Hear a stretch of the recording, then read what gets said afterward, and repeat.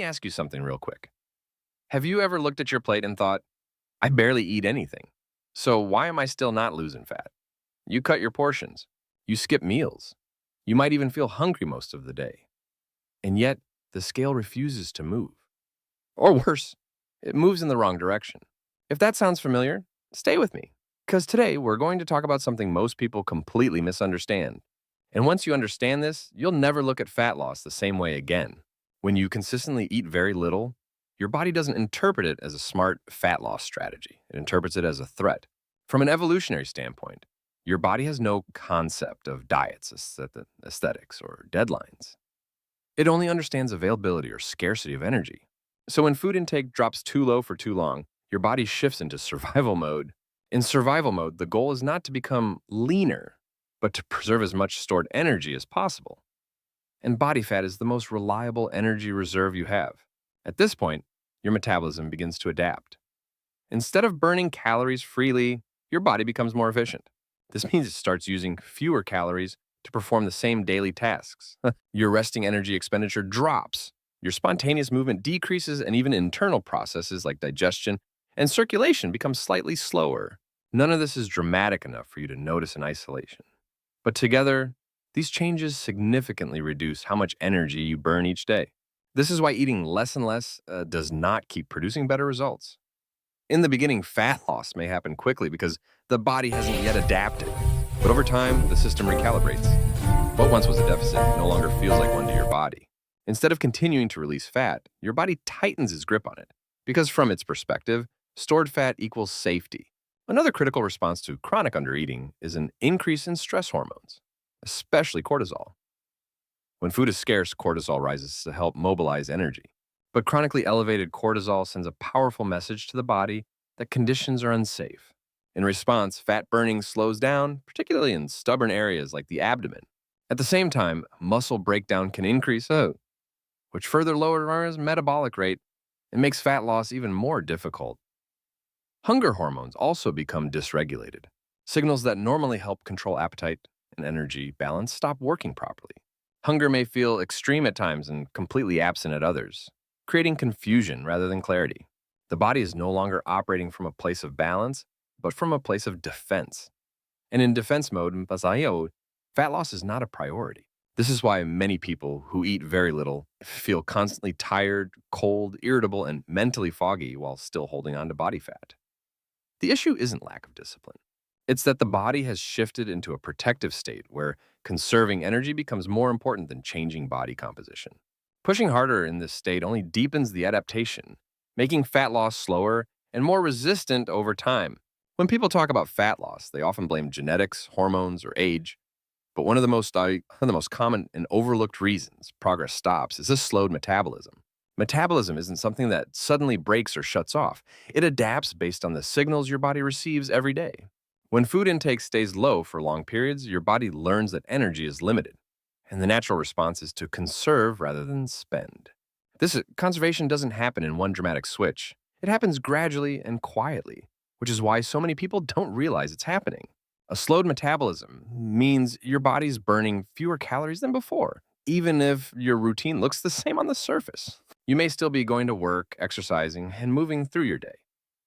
But internally, your body has become more efficient. Small unconscious movements like fidgeting, posture adjustments, and even how often you change positions decrease.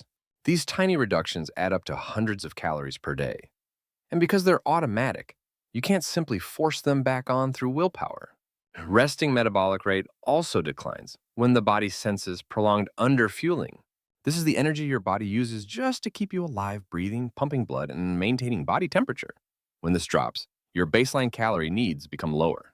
What once created a fat loss deficit may now only maintain your weight or even promote fat storage. This is why two people can eat the same amount of food and experience completely different results. Muscle loss plays a major role in this process.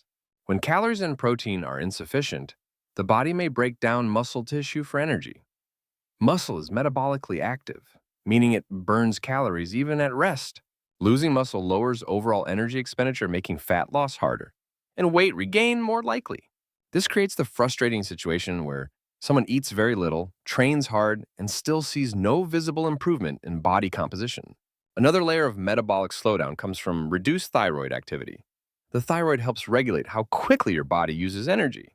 During periods of chronic calorie restriction, thyroid hormone output can decrease as a protective mechanism. This further slows metabolic processes and reinforces the body's decision to conserve energy. The result is fatigue, sluggishness, and stalled fat loss, even with strict eating habits. Over time, a slowed metabolism becomes the real obstacle, not the amount of food being eaten. Cutting calories further doesn't fix the problem, it deepens it. The body continues to adapt downward, creating a narrower margin where fat loss feels possible. This is why many people feel stuck despite doing everything right. The solution isn't to eat less forever, but to restore metabolic health so the body is willing to release fat again. Hormones play a powerful role in whether your body is willing to burn fat or not. And when they are out of balance, fat loss can stall, even if calories are low. One of the most influential hormones in this process is cortisol, often called the stress hormone. Cortisol is not inherently bad. It helps regulate energy, blood sugar, and inflammation. But when it stays elevated for long periods, it changes how the body handles fat. Chronic undereating, intense training, poor sleep, and psychological stress all signal the body that it is under threat, causing cortisol levels to remain high. When cortisol is elevated, the body shifts its priorities. Instead of focusing on fat loss, it focuses on survival. High cortisol encourages the body to preserve stored energy, particularly body fat, because fat represents a long-term fuel source during perceived danger. This is why stubborn fat, especially around the abdominal area, often becomes harder to lose during periods of prolonged stress or aggressive dieting. The body is not being stubborn out of spite. It is responding logically to the signals it is receiving. Leptin is another hormone that becomes disrupted when food intake is too low for too long. Leptin is produced by fat cells and helps communicate energy availability to the brain. When leptin levels are adequate, the brain feels safe and allows fat burning to occur. When leptin drops, which often happens with rapid weight loss or chronic calorie restriction, the brain interprets this as energy shortage. In response, hunger increases and energy expenditure decreases, creating a biological pushback against further fat loss. Insulin sensitivity can also be affected by hormonal stress. Poor sleep and high cortisol make it harder for the body to manage blood sugar efficiently. When insulin sensitivity drops, the body becomes less effective at using carbohydrates for energy, increasing the likelihood that they will be stored rather than burned. This doesn't mean carbohydrates are the problem. It means the hormonal environment is no longer supportive of efficient fuel usage. Sex hormones are not immune to this process either. In both men and women, prolonged stress and low energy availability can reduce levels of hormones like testosterone and estrogen. These hormones play key roles in muscle maintenance, recovery, and metabolic health. When they decline, muscle loss becomes more likely and metabolic rate decreases, indirectly making fat loss more difficult. The combined effect of these hormonal shifts creates a state where the body feels unsafe letting go of fat. Even with disciplined eating, fat loss slows or stops because the internal signals are telling the body to conserve, not release. Until stress is reduced, sleep improves, and adequate nutrition is restored, the hormonal environment remains unfavorable, keeping fat loss locked in place. One of the most common mistakes people make when fat loss stalls is believing that doing more cardio while eating less will eventually force the body to change. On the surface, it sounds logical. Burn more calories when eat fewer calories, and fat loss should accelerate. But the body doesn't respond to stress by giving up fat more quickly. It responds by protecting itself. When long sessions of cardio are combined with low-calorie intake, the body perceives this as prolonged physical stress with no adequate recovery. In this state, muscle tissue often becomes collateral damage. Without enough protein and overall energy, the body looks for alternative fuel sources, and muscle becomes an easy target. Losing muscle may not show up immediately on the scale, but it has a significant impact on metabolism. Muscle is one of the most metabolically active tissues in the body, and when it decreases, the number of calories you burn at rest decreases with it. This is why some people get smaller, but not leaner, or lighter, but not more defined. Low protein intake makes this problem worse. Protein is essential for muscle repair, hormone production, and appetite control. When protein is insufficient, recovery from training suffers, muscle breakdown increases, and hunger becomes more intense. This often leads to cycles of restriction followed by overeating, not because of lack of discipline, but because the body's trying to correct an imbalance. Cravings become stronger, energy levels drop, and training performance declines. Excessive cardio also raises cortisol levels, especially when recovery and nutrition are inadequate. High cortisol further encourages muscle breakdown and fat retention, creating the opposite effect of what most people are trying to achieve. Instead of becoming leaner, the body becomes more efficient at conserving energy, slowing fat loss even further. This is why many people find themselves stuck despite working out every day and eating very little. Resistance training, when paired with sufficient protein and calories, sends a very different signal to the body. It tells the body that muscle is needed and should be preserved. When muscle is preserved, metabolic rate remains higher and fat loss becomes more sustainable. Cardio has its place, but when it dominates a program without proper fueling, it often works against fat loss rather than supporting it. The combination of low protein and excessive cardio creates a perfect storm. The body is underfueled, overstressed, and under-recovered. In this state, fat loss stalls not because effort is lacking, but because the strategy is mismatched with human physiology. Without enough building blocks in recovery, the body simply does not feel safe enough to release stored fat. One of the most common mistakes people make when fat loss stalls is believing that doing more cardio while eating less will eventually force the body to change. On the surface, it sounds logical. Burn more calories, eat fewer calories, and fat loss should accelerate. But the body doesn't respond to stress by giving up fat more quickly. It responds by protecting itself. When long sessions of cardio are combined with low-calorie intake, the body perceives this as prolonged physical stress with no adequate recovery. In this state, muscle tissue often becomes collateral damage. Without enough protein and overall energy, the body looks for alternative fuel sources, and muscle becomes an easy target. Losing muscle may not show up immediately on the scale, but it has a significant impact on metabolism. Muscle is one of the most metabolically active tissues in the body, and when it decreases, the number of calories you burn at rest decreases with it. This is why some people get smaller but not leaner, or lighter but not more defined. Low protein intake makes this problem worse. Protein is essential for muscle repair, hormone production, and appetite control. When protein is insufficient, recovery from training suffers, muscle breakdown increases, and hunger becomes more intense. This often leads to cycles of restriction followed by overeating, not because of lack of discipline, but because the body's trying to correct an imbalance. Cravings become stronger, energy levels drop, and training performance declines. Excessive cardio also raises cortisol levels, especially when recovery and nutrition are inadequate. High cortisol further encourages muscle breakdown and fat retention, creating the opposite effect of what most people are trying to achieve. Instead of becoming leaner, the body becomes more efficient at conserving energy, slowing fat loss even further. This is why many people find themselves stuck despite working out every day and eating very little. Resistance training, when paired with sufficient protein and calories, sends a very different signal to the body. It tells the body that muscle is needed and should be preserved.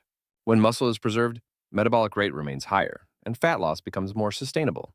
Cardio has its place, but when it dominates a program without proper fueling, it often works against fat loss rather than supporting it. The combination of low protein and excessive cardio creates a perfect storm. The body is underfueled, overstressed, and under-recovered. In this state, fat loss stalls not because effort is lacking, but because the strategy is mismatched with human physiology. Without enough building blocks in recovery, the body simply does not feel safe enough to release stored fat. Sustainable fat loss does not come from pushing the body to its limits or seeing how little food you can survive on. It comes from creating an environment where the body feels supported, nourished, and safe enough to let go of stored fat. When the body receives consistent signals that energy is available, stress is manageable, and recovery is prioritized, it becomes far more willing to release fat gradually rather than cling to it defensively. Fueling the body properly does not mean overeating or abandoning structure. It means providing enough calories, protein, carbohydrates, and fats to support basic physiological functions. Protein helps preserve muscle mass, which keeps metabolism active. Carbohydrates support training performance and reduce stress on the body by replenishing glycogen and lowering cortisol levels. Dietary fats play a role in hormone production and overall cellular health. When these nutrients are present in appropriate amounts, the body operates more efficiently, and fat loss becomes a natural byproduct rather than a constant struggle. A small, controlled calorie deficit is far more effective than an aggressive one. When the deficit is moderate, the body does not feel threatened. Hormones remain more stable, hunger is manageable, and energy levels stay relatively high. This allows consistency, which is the real driver of long-term results. Extreme deficits may produce rapid short-term changes, but they almost always lead to plateaus, burnout, and rebound weight gain because the body adapts quickly to protect itself. Recovery plays an equally important role in sustainable fat loss. Sleep quality affects hunger hormones, insulin sensitivity, and stress levels. Without adequate sleep, even the best nutrition plan can fail. Training should stimulate the body, not exhaust it. Resistance training builds and preserves muscle, sending a signal that metabolic tissue is needed. Rest days allow the nervous system to recover, reducing chronic stress and supporting hormonal balance. Learning to listen to the body rather than constantly fighting it is a crucial shift. Hunger, fatigue, and cravings are not signs of weakness. They are forms of communication.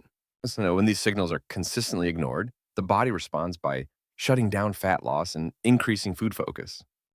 When they are respected and addressed intelligently, the body regains trust in its environment. That trust is what allows fat loss to happen without extreme measures. The most effective fat loss approach is not the one that looks the hardest or most restrictive, but the one that can be maintained without constant suffering. When nutrition supports performance, training supports health, and lifestyle supports recovery, fat loss stops feeling like a battle. It becomes a steady, predictable outcome of a system that works with human biology rather than trying to overpower it. If this video made you rethink fat loss even a little bit, that means it did its job. Because understanding is the first step toward real, lasting results. And remember, fat loss is not about how little you can eat. It's about how well you can support your body while creating the right conditions for change.